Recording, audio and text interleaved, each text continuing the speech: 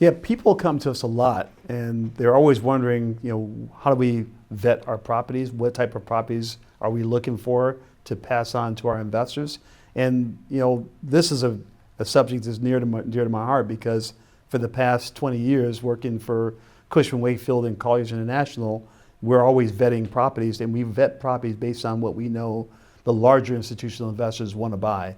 And the reason why they want to buy these type of properties because it has the highest level of success, right? So we wouldn't pick a property that's owned by someone who just got into the business and bought their first property because the chances on them being successful may not be as strong as someone who has $2.5 billion worth of assets and has been doing this for 30 years.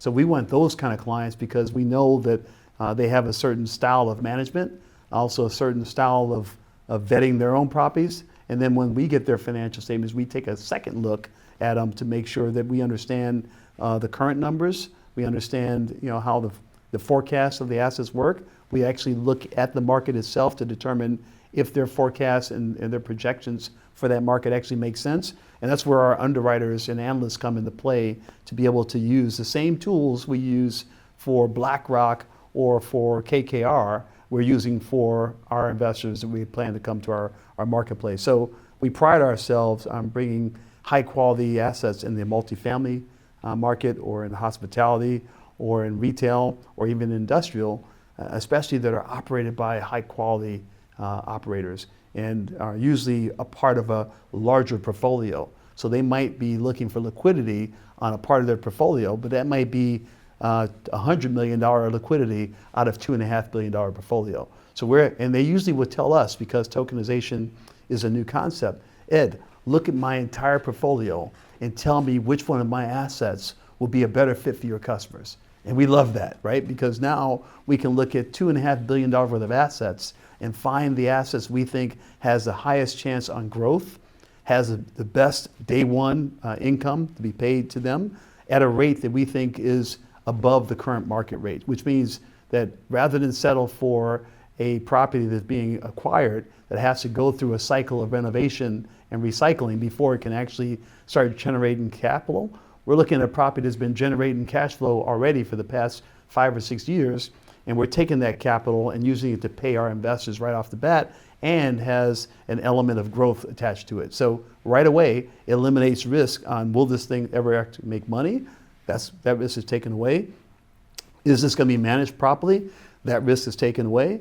And what's the forecast in that market? Is it going to continue to grow, or is it a dying market like some markets are losing a lot of their population? We take all this into consideration before we actually put something on our platform. And then even before that, because we're selling securities, we have the obligation of doing a due diligence in order to tick the box for FINRA. So we would send this analysis to, in this case, Colliers International, we use, or Cushman Wakefield, who will run a feasibility analysis on that property. So now a third party, which is a big brand, is now putting their stamp of approval on the forecast of this property, makes us feel even more comfortable that we've brought the right property for our audience. So we do a lot of vetting. We probably say no 80% of the time and say yes 20% of the time in terms of properties that we're looking at. Proprietary deal flow is very important to us and also very important to our customers. It takes a lot of time pursuing deals, and so we have customers who spend hundreds of thousands of dollars flying all around the country and sometimes around the world looking for deals to invest in. That's what we call pursuit cost, right? If we can deliver their exact criteria to them on a regular basis by either sending them a notice by SMS that, look, this is a new opportunity, we're saving them a lot of pursuit costs, time and money. So I think once they connect with us, they like the fact that we're now providing with a pipeline of projects that meet their suitability. And we do this now with our database, our CRM, but also with AI. So when we do our suitability for a customer, we're interviewing them to find out what is their threshold for risk, what is their threshold for capital spend, and what is their threshold for yield.